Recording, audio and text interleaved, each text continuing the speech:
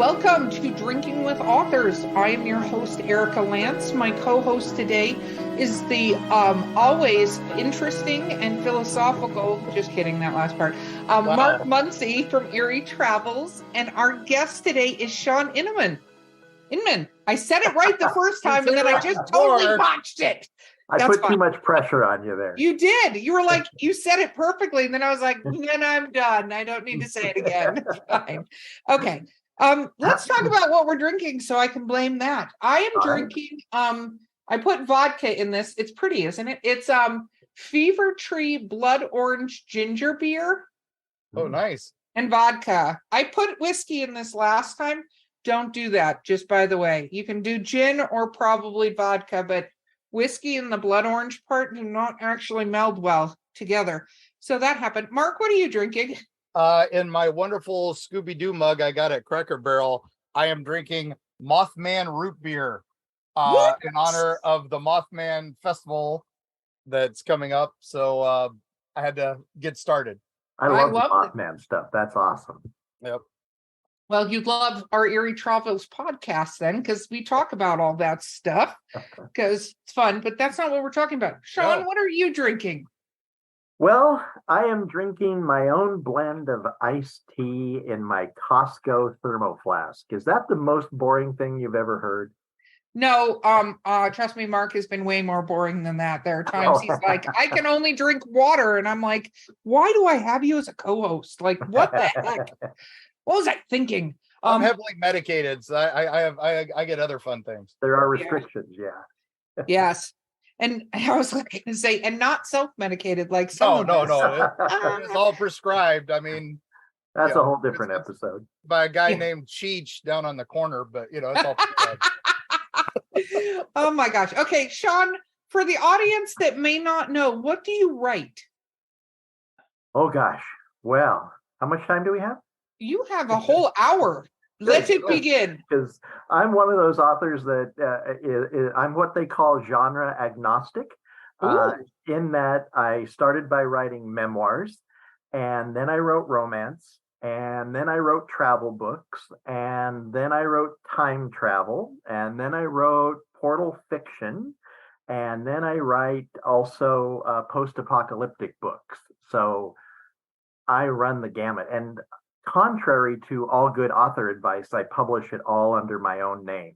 So if you go and look, you can find my my memoirs and my sweet romance and my post-apoc and my time travel all just mushed together on my page. Wow. Yeah, that is brave. That is brave of you. That's the word I'm going to use. Because I mean, I think for some people it absolutely works. I think if you're starting out, depending on what you're, because you didn't throw a couple words in there, which was like children's fiction or stuff where there are certain crossing the streams that I feel like you absolutely cannot do. Totally agree. Yeah. But my instinct always was, see, my first book that was successful was a memoir. And it very briefly told the story. Well, the book wasn't brief, but I'll be brief. It told the story of falling in love with the girl next door when I was a teenager, being separated by her parents, not seeing her for 30 years, running into her again completely by accident, and being married to her a year later after being apart for 30 years. And so it was kind of like a true life built-in romance story, basically. And that was my first book. And because I published it that way, people, and I was really honest in that book. I did not strive to make myself look better at all. I looked like the doofus that I am, in all honesty. And so people, that book sold really well. And so people came to feel like they knew me as that character in the book.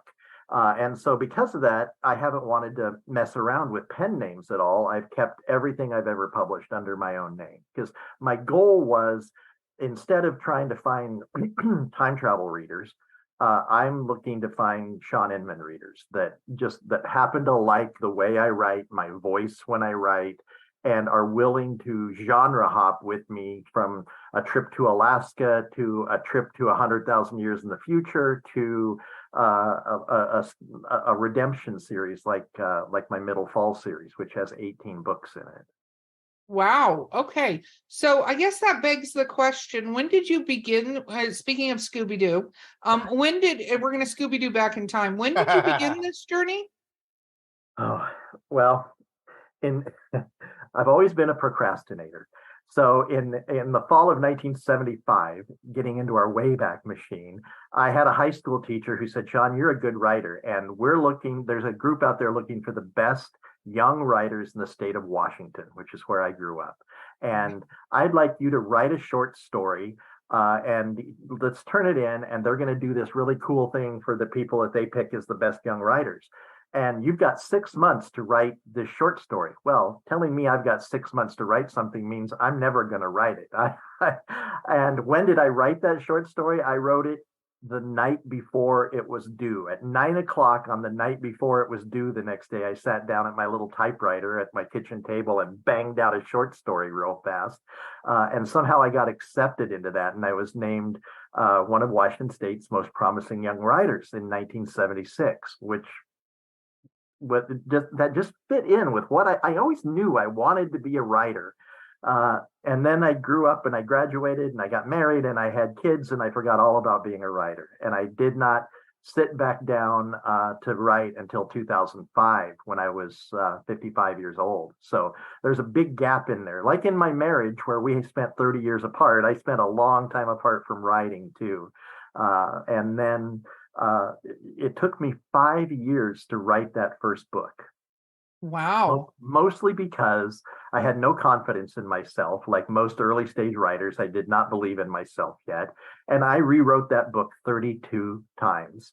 And what I discovered was rewriting a book 32 times doesn't give you a better book. It just gives you a slightly different book. And so I finally just said, I'm just going to publish it. And I put it out there in 2012. And somehow it was a little easier to be a successful writer in 2012, a successful indie writer in 2012, because I knew nothing about how to promote, how to be discovered, how to run my Facebook page. I didn't know anything, but it was pretty easy back then. And because that book was pretty successful, I wrote a follow-up to it. And for the next 4 years, I wrote one book a year after that.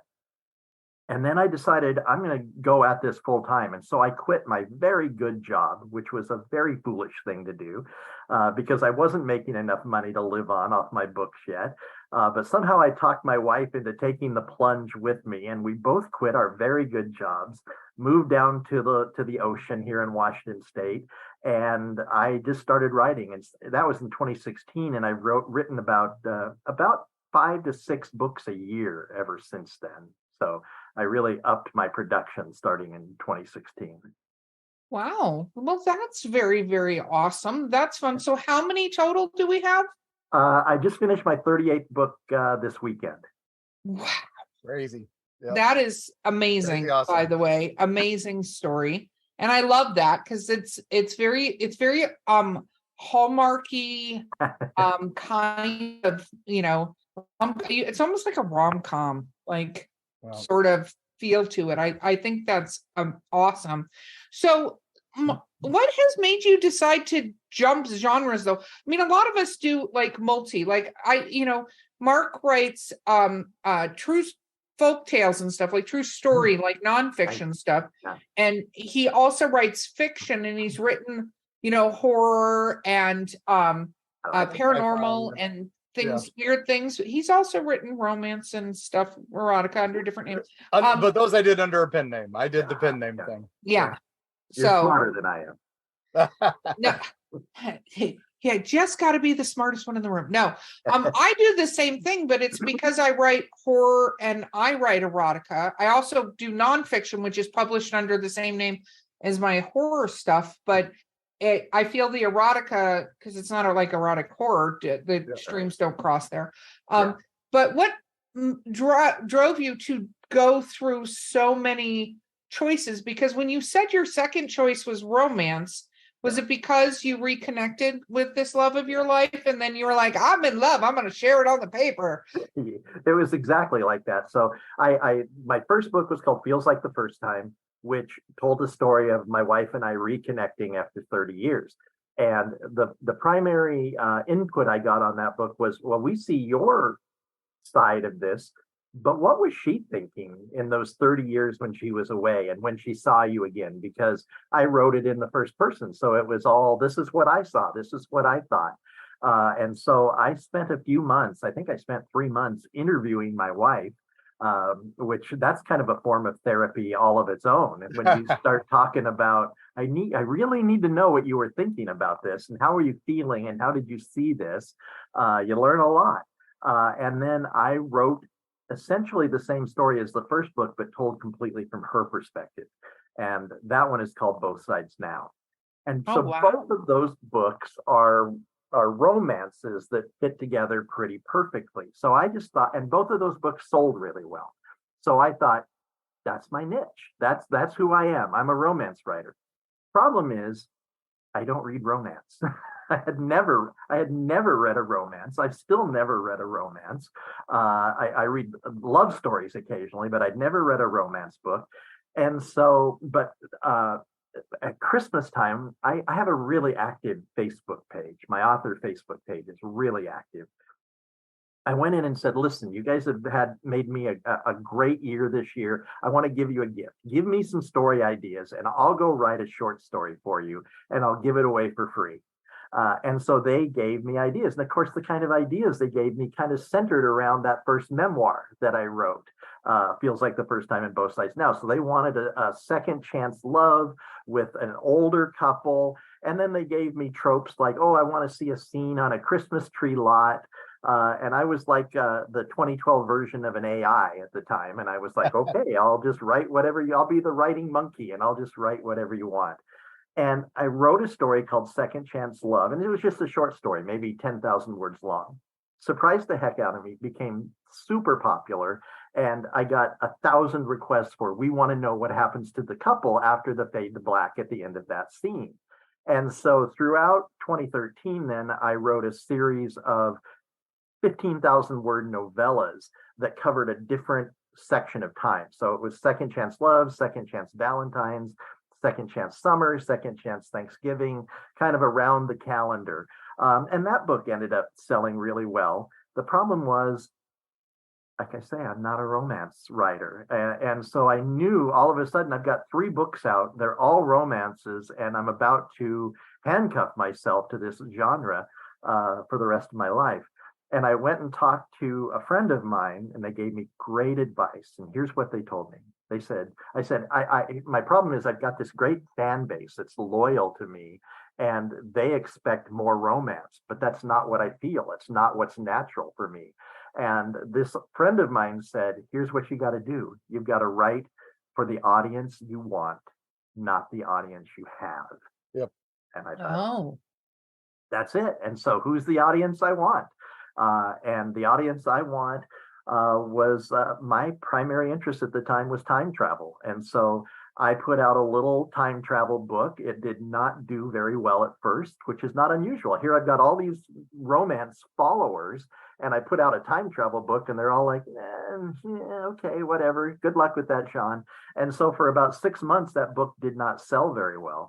And then something happened to it, and I wasn't doing any ads or anything, but it just started picking up and selling better and better and better.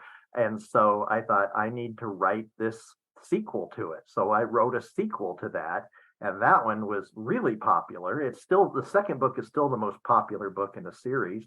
And I thought, okay, now I have found my niche. Now I'm rebuilding my audience this way. And so that's why I've now written 18 of those books. I tried to stop that series at 3 books.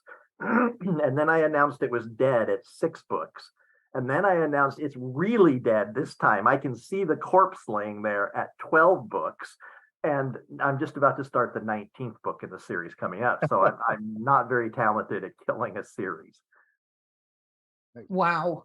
Wow. But the reality for it is the 17th and 18th books in the series have sold better than any book in the series I've ever released before. And that runs contrary to, series kind of start here and then slowly wind down as a general rule. And this one kind of started here and is still on an upward trajectory at this point. So I have given up. I'll never declare that series dead again. I'm just going to say when I die, I'll probably be in the middle of writing the whatever number book in the Middle Falls Time Travel series. So. Oh, wow. This is a fabulous journey. So what have you loved the most about being able to do this? Well, I like not having to commute anymore. My morning commute is from my bedroom to my office, which is about 10 feet away.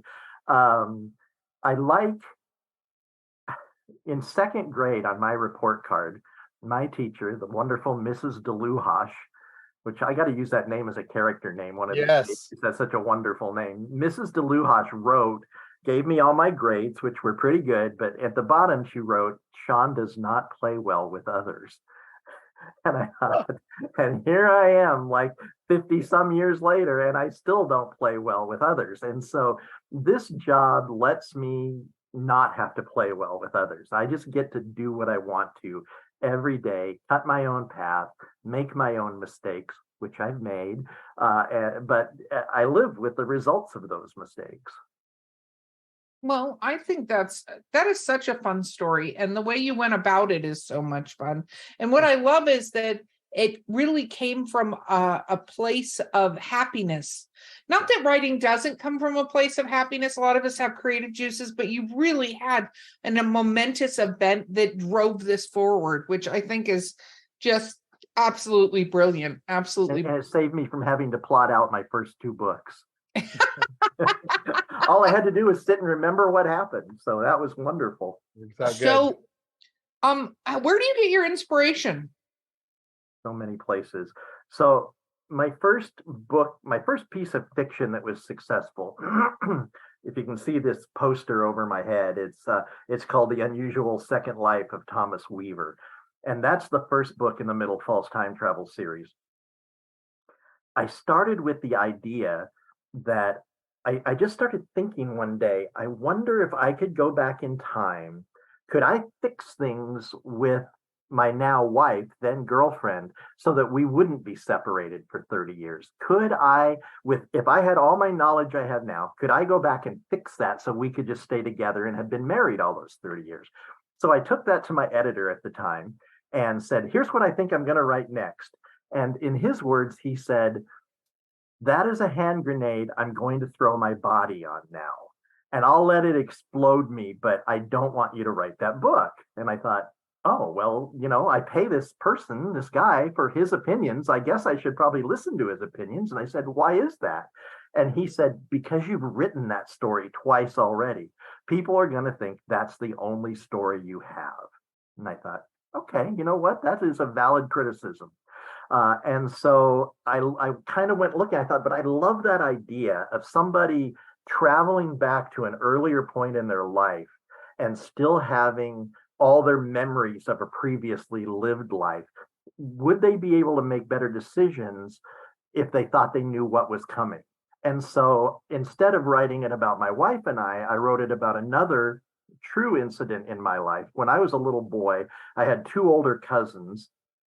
They went skiing up on a mountain. And on the way down the mountain, for some reason, the older of my cousins said, I'm going to get in the back and sleep.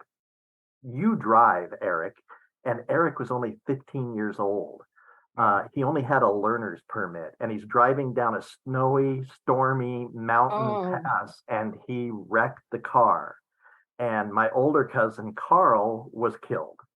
Oh my gosh, I'm so sorry to hear that. And I was just a little boy, but boy, that's large. That looms large in my family history. And so I when I was thinking about what to write, I thought that is another regret that somebody might have. And I saw it in my cousin Eric. All his life, there was a certain, even when he was 15, but I saw him when he was 20 and 30 and 40 and 45. And there was just a certain sadness, a cloud that kind of hung over Eric. And I thought, I'm going to adapt that. That's going to be the beginning element of my book. And then I had a nephew who died in 2009, who I was very close to. We were the same age, 1 year apart. and he died of alcoholism. He basically died of kidney failure from alcoholism, which, by the way, that's why I'm drinking tea here, because there's a lot of alcoholism in my family. So I've never had a drink in my life, and it's not for religious reasons. It's for just watching people in my family grow up. So my nephew's name was Tommy, and so I just took those two stories of him dying of alcoholism and my cousin dying, and I made Tommy Eric. And in the opening scene of the book, he kills his older brother trying to drive him back from the lake because his older brother, who is the golden child, the perfect one in the family, he dies. That's very early in the book. And then we skip ahead to where Tommy is now in his mid-50s, and he has so many regrets, and he's never been able to pull out of it, and so he kills himself. But instead of going on to something, he wakes up in his 15-year-old body, in his 15-year-old bedroom, in his 15-year-old life. And he gets up and goes in the kitchen, and he sees his older brother, who's been dead to him for 30 some years, pull up into the driveway in his Camaro, and he knows he's got a chance to make everything right again. But the question is, if you think you know what's coming, can you make things right? Can you live a better second life if you think you know what's coming? And so that's the gist of all 18 books in the series. It's about redemption and second chances. And so I take people that live their first life poorly and unaware of themselves, the unexamined life, and put them back in an earlier point in their lives and let them live through their life. And if they don't figure it out on their second pass through their life, they get sent back again and again and again. One of my characters in the 12th book is sent back over 1,100 times to try to figure out what's going on with his life. So that's the gist of that series. And that writing that series has fulfilled me in so many ways, because it's emotional. It's quiet. There's not, beyond the car crash that happens in the very first chapter of the very first book, there's not a lot of car chases or violence, or there's not a lot that happens in the book. It's all very much a redemptive arc as people slowly start to open their eyes to their own life and figure out where they're going wrong and how to fix it. So I don't even have words right now. Mark, you got to jump in for me. I'm a fan of your other series, Craddock the Champion. I love that. I don't know anybody that's a fan of Craddock the Champion. Oh no, as an old school Robert E. Howard, and exactly what it is. I like that you're bringing it back. It's one of those. I'm a pulp. I grew up on the pulps. That was my. I wasn't into comics till later. I grew up on the Shadow and all that. So and Conan, was a big influence on that. Man of Bronze, all those kind of guys. Yeah. I see that in your writing. So tell me a little bit of how that started, how that series started. So when I tried to kill Middle Falls, that was after 12 books. I thought, well, if I'm going to kill that, I need to go write something else. And I had an idea that I'd had in my mind since I was 12 years old.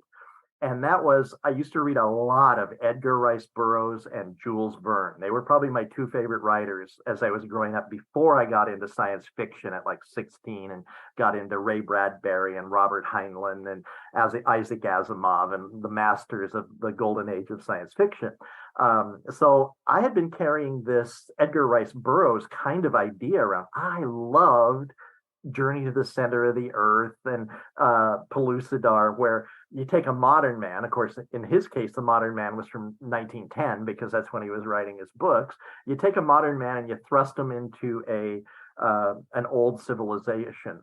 And so I wanted to write that, but the problem with the Edgar Rice Burroughs and the Jules Verne books now are they're written in the style of 115 years ago. So they feel kind of suffocating to today's readers. So I thought, wonder if I could take that idea and expand on it. And so I did, and I wrote what is now the 8-book Alex Hawke series, which is basically my tribute to Edgar Rice Burroughs and Jules Verne. But I wrote 6 of those books, and then I thought, well, now I'm tired of writing these too. So, and I'm not going back to Middle Falls, and I don't want to write any more of those right now. So what else? And I thought, well, what else did I really love when I was a kid? And my first thought was Robert E. Howard. and Conan and Kull the Conqueror and all of those stories. And so I thought, I think I'd like to write a sword and sandals kind of story. Yeah. And then I thought, but I want to do it with a hook. I don't want to do it, just create another muscle-bound character.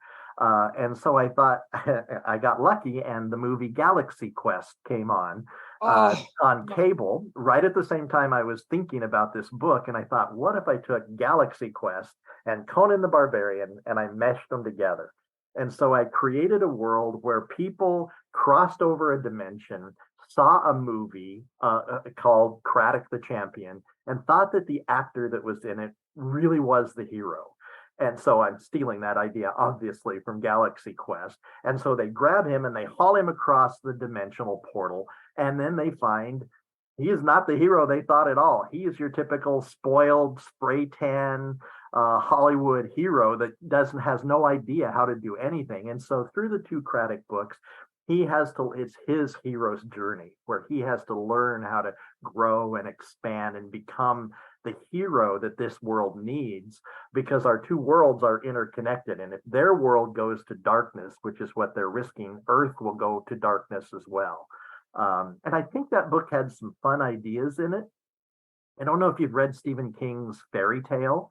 Yeah. But his idea in Fairy Tale was that there's an alternate world where the things that are happening there are the things that kind of play out as the fairy tales in our world here. Well, I'm never going to say Stephen King stole the idea from me, because I know way better than that. But in the Craddock books, that's the idea that I have there. So all of the things that we have as mythology here on Earth are real in this other world that he gets transported to. So there's vampires, and there's ogres, and there's zombies, and there's these things called unaware wolves, which is probably my favorite thing in the book, because an unaware wolf is a person who turns into a werewolf, but all they do is stare at the moon, and they become unaware of their other circumstances around them. So I call them unaware wolves, which if you read my books, I kind of like puns. So. Yeah, I was noticing a very Piers Anthony. Piers Anthony is my hero. Yes. No, I was noticing that when I read it. So I try to keep myself a little bit under control, but I admit I kind of let myself go in the Craddock books. There's a lot of sophomoric humor. There's a lot of fart humor in the Craddock books. I did notice that. The 13-year-old me loved it. So there's a character in there whose name is Grint, who is my alter ego, who's a little shape-shifting goblin who has no what do you call it? He from his brain out his mouth it comes, and so he is me in the series, this little shifting goblin. So all the horrible things he says to people are the things I try to keep locked up in my brain and not let out my mouth. Ah. Wow. He's my stand-in. I like that. Artist formerly known as. Okay, we have to take a quick break, and we will be right back with Drinking with Authors. Hey, listeners, you know me, Eric Lance. You're just listening to me in the podcast that you have. But guess what? I'm doing something new. Yeah, she's joining me, Mark Muncy, the author of the Erie, Florida book series in Erie, Appalachia. And we are hosting a new podcast called Erie Travels. Woo-woo! Erie Travels, which covers things like ghosts, cryptids, weird stuff, UFOs, men in black, all kinds of fun things that people talk about, and I'm sure you've discussed with friends.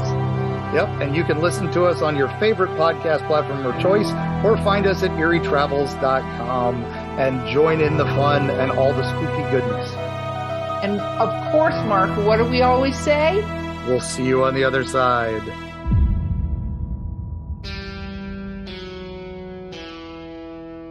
We're back, just writing books offline. That's what we do here as authors. So, We've all written a novel now since we've taken our break. It's fine. We did a jam session during the commercial. It was great. Yes, it was pretty badass, actually. We're like three people sitting around with our guitar. Just, hey, have you heard this riff before? Yep, exactly. I'll tell you, I think when authors tell me that they don't have ideas for their next books and stuff, I'm like, are you not talking to other authors at all? Because you can sit around and just go, hey, have you ever guys had any weird ideas for books? And some people will go, oh yeah, blah, blah, blah. And they're not genres they want to write. Right. Unlike you, Shawn, who apparently will write everything, but I'm going to ask you a question about that in a minute. But it's interesting because I go, how do you not get into, like, people inspire me. Like most of my both humorous erotica and horror books come from people in situations like for just the awkwardness for the humorous erotica. And then I'll look at situations and go, how could this go really freaking wrong? Oh, I know. Now I'm going to write that story. Like, how can this get totally screwy? I have a note on my computer that says, what's the worst thing you can do to your character? Do it. Yep. Exactly. I saw a meme yesterday that said it had it's stick figures, but a stick figure of, and it said main character, and then it was the writer behind him almost vibrating because they're about to do something terrible to them. And the main character was just like clueless. Yep. It's true. You start thinking about them as almost like people, and then you're like, I'm gonna destroy you. That's a Harlan Ellison quote. Is what is it? The main character, all you're doing is hoping he makes even stupider decisions, because otherwise you'd have no plot. So, well, in my first Middle Falls book, we all get favorite characters, right? And I created this character. Her name was Carrie, in homage to Stephen King's Carrie. And I made her very much like that. Long, straight hair, outcast. Nobody at school wanted anything to do with her. Well, I fell in love with this young outcast girl. And then at some point in the book, it became obvious to me that she was going to need to die.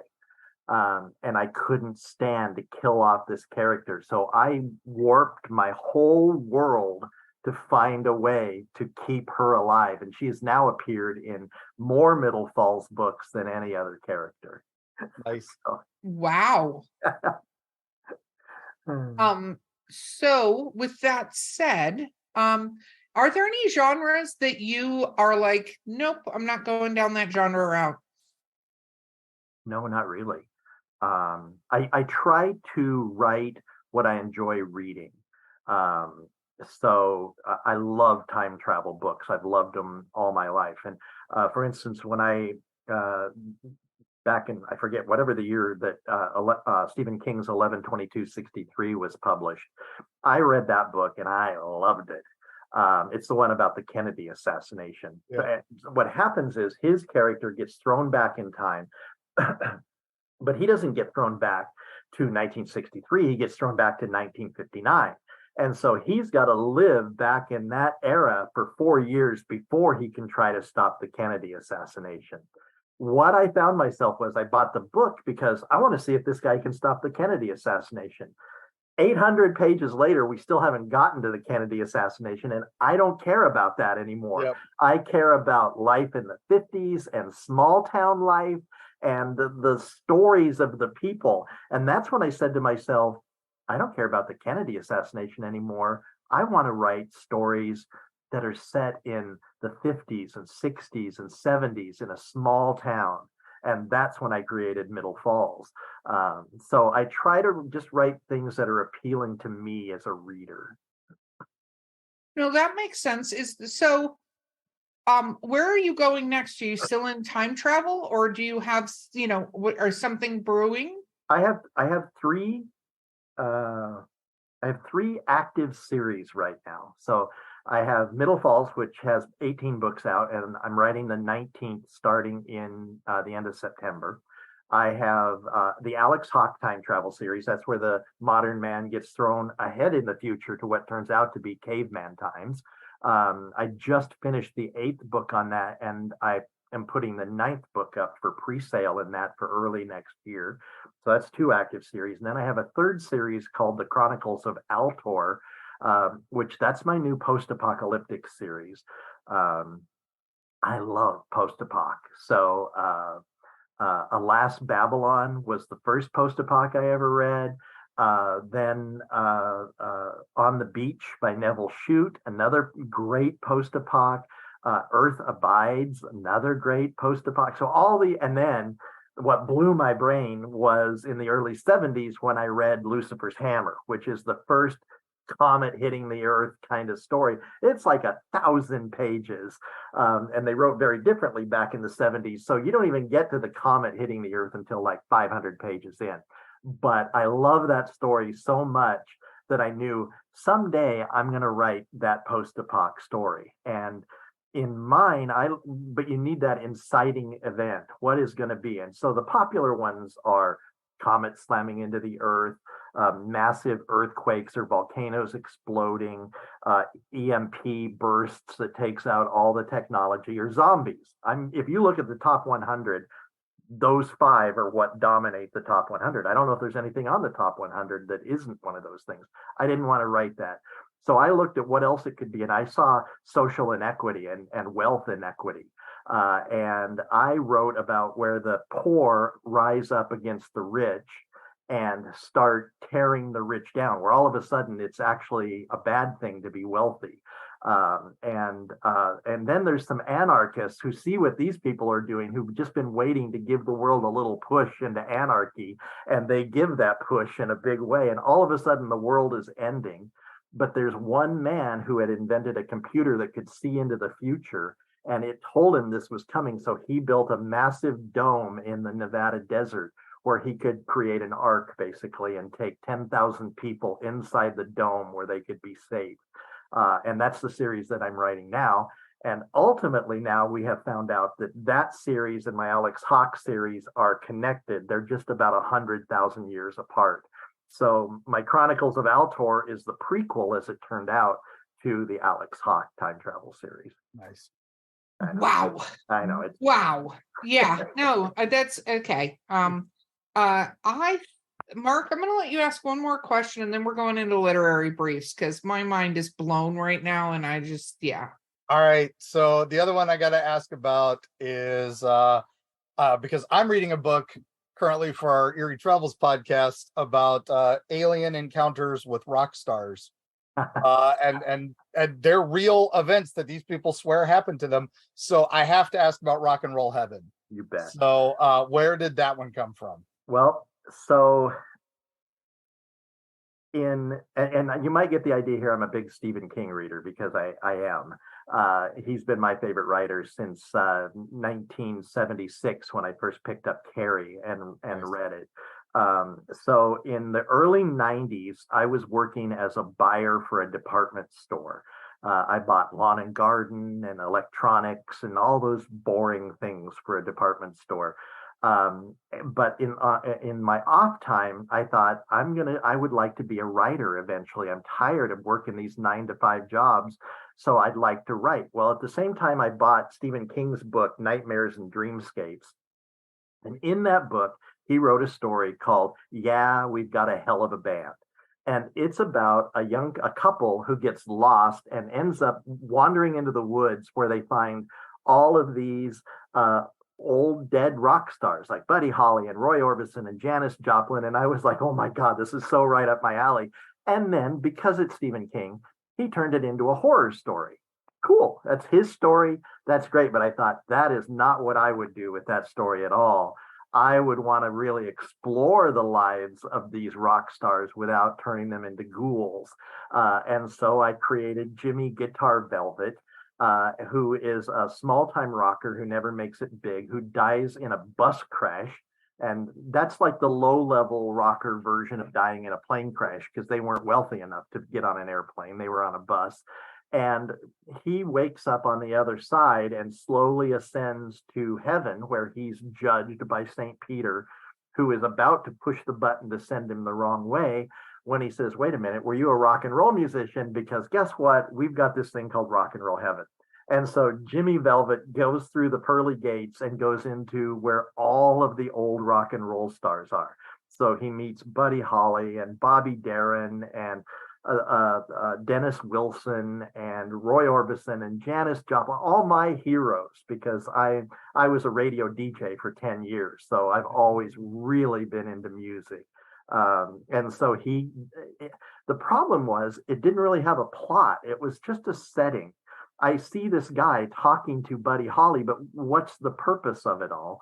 And so I finally came up with a little hook, which was that in Rock and Roll Heaven, no new music can be created. you only can play what you've created on Earth. But in a way, Jimmy Velvet is the chosen one. And so he has the ability, and he opens up Rock and Roll Heaven to the ability to write and create new music. And he writes a song with Buddy Holly called The Edge of Heaven that I think is really good. And I can say that because I didn't write it. I asked a friend of mine to write the lyrics for it because I'm not a good lyricist at all.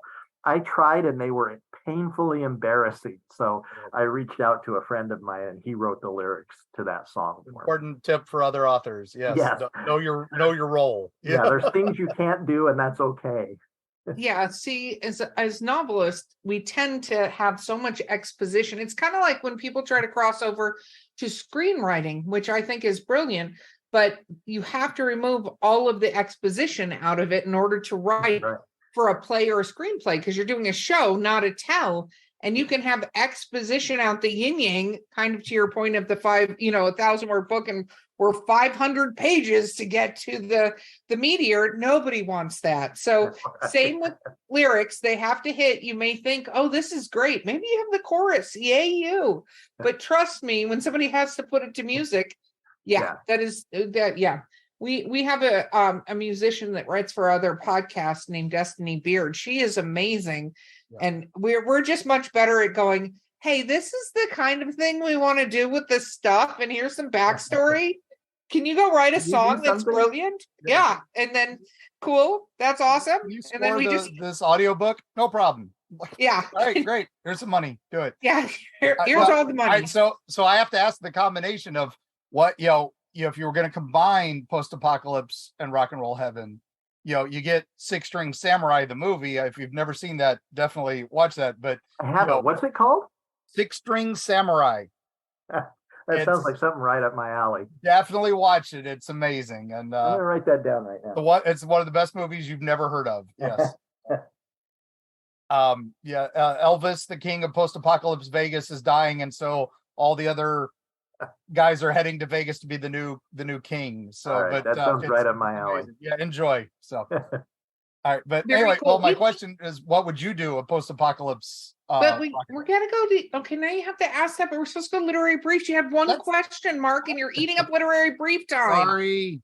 Fine. Answer. Never the question. mind. Drop it. No, because now I'll get angry emails about not answering that question. That's why okay, so what would I do if I wanted to combine a rock and roll fantasy with a post-apoc? Yep. Oh gosh. Now you're going to make me think of a whole new series to write here. Okay, well, watch Six String Samurai and then get back to me. All right, so there we go. All right, Erica, literary briefs. Let's do it. I didn't think we were going to get there. I was going to go somewhere else. I was going to go take like a snooze and let you finish this episode, Mark. You guys peas in a pod here. Okay, literary briefs, rapid fire questions. First question, Shawn, what is your favorite book of all time? It's kind of a cliche, but it's To Kill a Mockingbird. I love To Kill a Mockingbird. The sequel, not so much. I can never get away from it. Oh, Go Set a Watchman. I didn't even finish it. So, but To Kill a Mockingbird, to me, that's pretty close to perfection. Yes, very well done. What about your least favorite book? Ooh. Well, I don't want to tell you the title of it, but a few years back, another writer asked me if I would blurb their book. And I was young and foolish, younger and foolish, and I agreed to. And it was so horrible that I made a new policy that I will never, ever, ever agree to blurb anyone else's books after this, because it puts you in an impossible situation where you read something you cannot recommend, but you've already promised them that you will write something about it. So that's probably the best writing I ever did, to give them a blurb without actually sacrificing my own integrity. Okay. And here's the thing. I agree with that. I think if you are friends with the author and in general you like their books, then you can go, hey, hey, do you want to take a look at, I'm writing, my new rock and roll apocalyptic manuscript or whatever the hell now Mark's going to go write because of this podcast. But, I think that's one thing, but I think authors need to understand too, going, hey, will you blurb my book? the question needs to change to, hey, I would love for you to read my manuscript and let me know if you'd like to blurb it.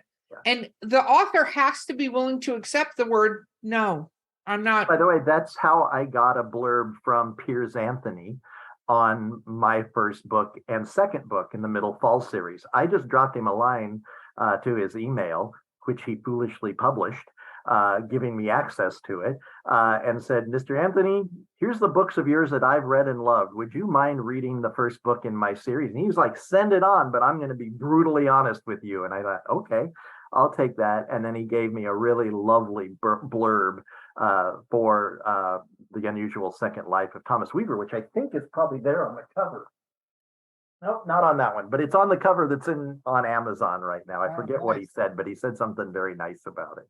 Pierce Anthony is amazing. He's willing to be on this podcast. They just got to go to his tree farm, and then COVID hit.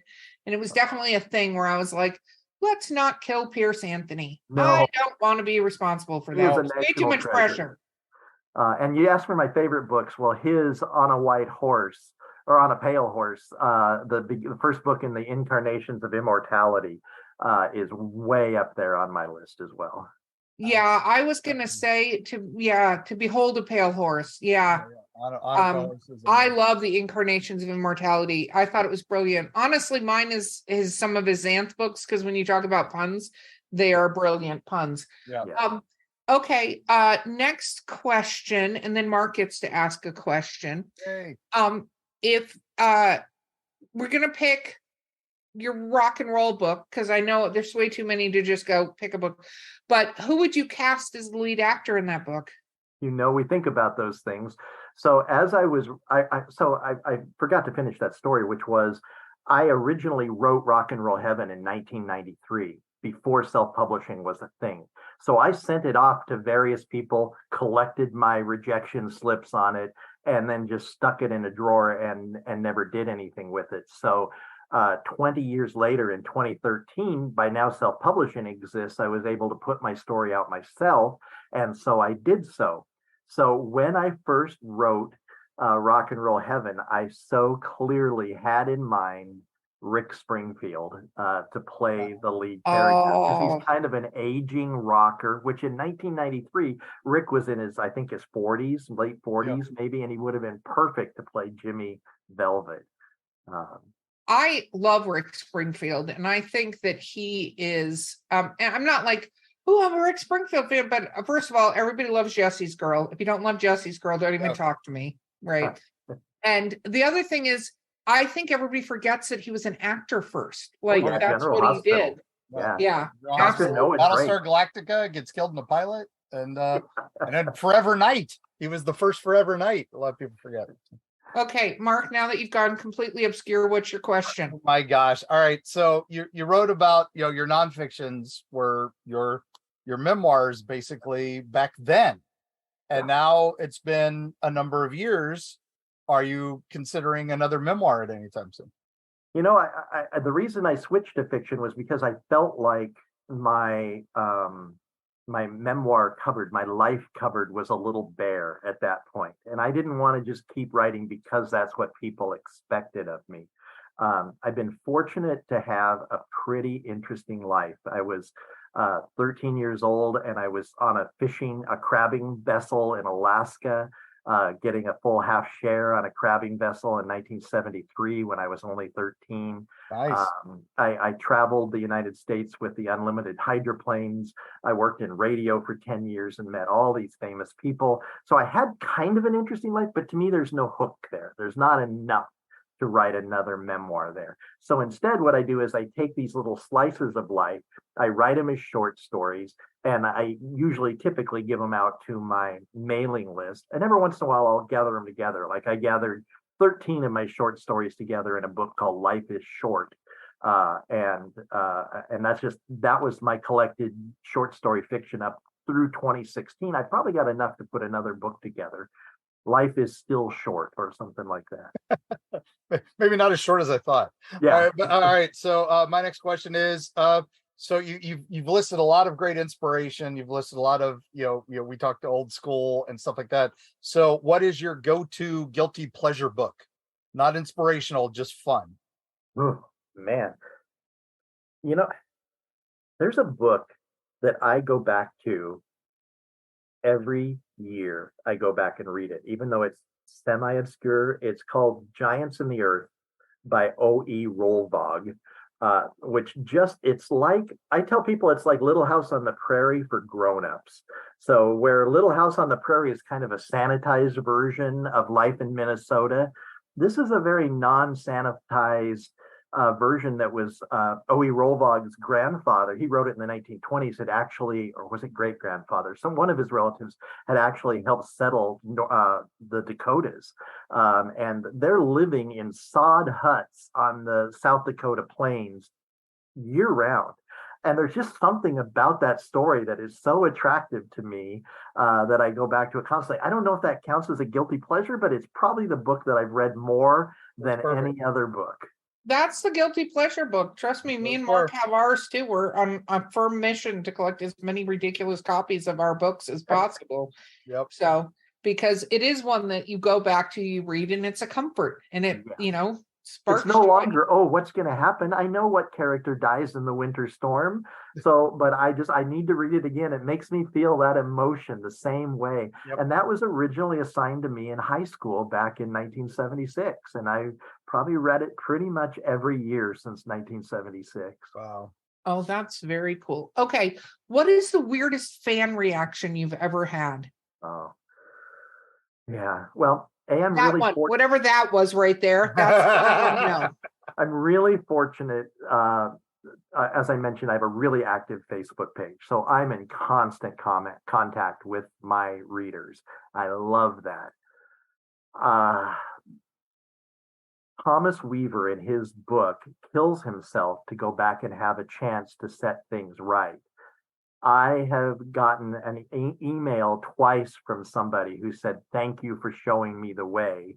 I'm off to kill myself now," which that's a heavy burden to lay on somebody else, because I just used it as a literary device. I do not take suicide as a laughing matter. Suicide has touched me in my own life.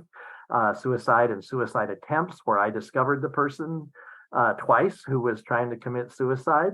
And it's a ground, earth-shaking experience. So, but in this case, it was a literary technique that I felt was justified and necessary to send Thomas Weaver back. And that was a brutal, and by the way, I'm a pretty good online detective. And I went and found that person months later, just happily posting things on Facebook. And so I think they just posted that to screw around with me as a writer. And so anyway, that was really unpleasant. No, I can say I had the same thing. One of the first short stories I ever published has an element of suicide in it.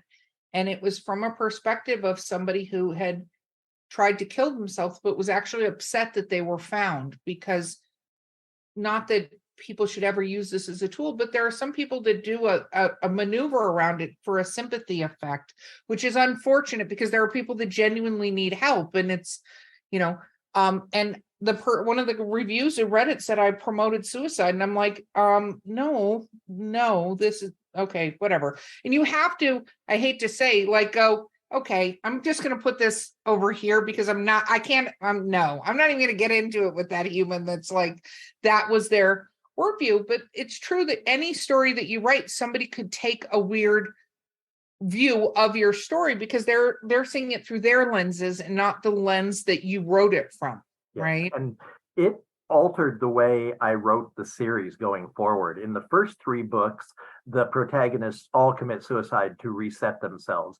From that point going forward, I changed that because I didn't want any more of that. So now the protagonists either die in accidents, or just die of old age, or die of disease, or whatever, but they're not voluntarily restarting themselves anymore, because I didn't want to deal with that.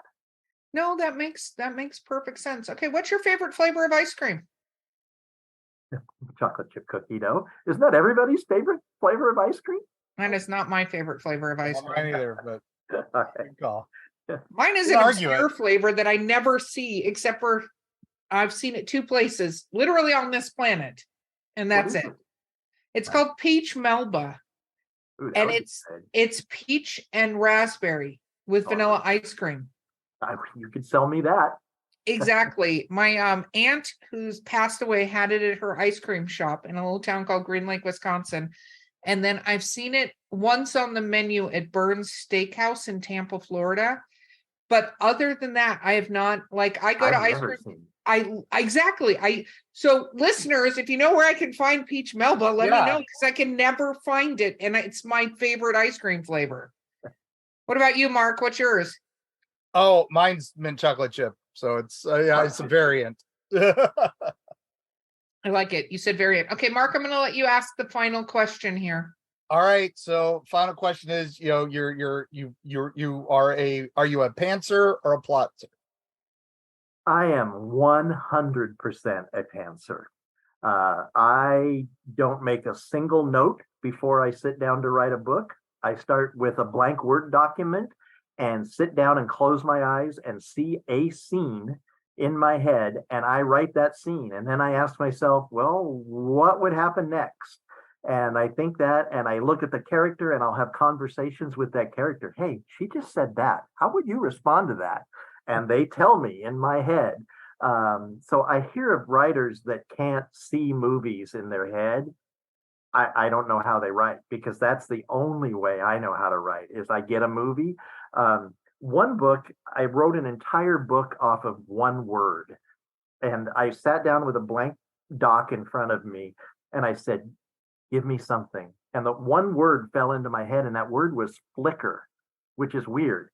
But I knew what it was. It was the flickering image of a projector casting onto a drive-in movie screen. And so I wrote an entire book set at that drive-in in Middle Falls, Oregon in 1963 through 1990 or so. And it all came. That's the 17th book in the series. There had never been a drive-in in Middle Falls until I saw that word flicker. So I don't know if you can be any more of a pantser than that, to have an entire book determined by a single word like that. No, that is, I love pantsing. I'm firm in the pantsing genre, so to speak. And so Dean Wesley Smith's Writing into the Dark is like a Bible to me. Because I was already writing that way before I read his book, Writing into the Dark. But when I read it, I was like, oh, there I am between the pages of Dean Wesley Smith's book. That is so awesome. Okay, shameless self-promotion time. Where do people find you? What is the best place as far as social media? You said Facebook, but how do they locate you? They can just, in the search bar, if they just type in Shawn Inmon writer in the search bar, that'll take them to my page. I post on there every day. I respond to every comment that anyone ever leaves. I have 3 other groups, one dedicated to the Middle Falls series, one dedicated to my new post-apoc, and one for my advanced readers. But those all funnel out from my main group, which has about 5,300 people in it. And I post in there every single day. I don't care if I'm sick or what, I'm posting in there. And then from there, if they want, there's a way they can click to join my newsletter. And I am one of those writers that does not send out a lot of newsletters. I send one out every time I publish a new book. So about every other month, I send out a newsletter that says, hey, here's my new newsletter, my new book. One other thing is what's become really important to me as a writer these last few years is audiobooks. And if you search my name on Audible, you'll find about, I think I've got 37 of my 38 books are up on Audible. Because I have a good relationship with Audible, they have made the first 12 books in the Middle Falls series free to listen to with any account on Audible. And the first book in the Alex Hawk series is free to listen to. So if anybody's interested and they like audiobooks and they don't want to spend money or a credit, I get it. You can go listen to one of my books on Audible for free if you have an account. Very cool. And then become rapidly addicted and then have to have 38 books. That So I get how this goes. I totally get how this goes, Shawn. I'm like a literary version of a drug dealer. Yes. You are like the literary drug dealer. I just like open try a little sample. my goodness. You have been so much fun. Thank you so much for being here with us. I really enjoyed this time. You guys are great interviewers. Thank you. Oh, thank you. This has been Drinking with Authors. I've been your host, Erica Lance. My co-host has been the amazing Mark Muncie from Erie Travels. Our guest has been Shawn Inmon. Did I do it correctly that time? Yes. Okay. That's okay. I was like, don't psych yourself out. You're psyching yourself out. You should have seen the whole mental war that was going on in my head. It was terrible.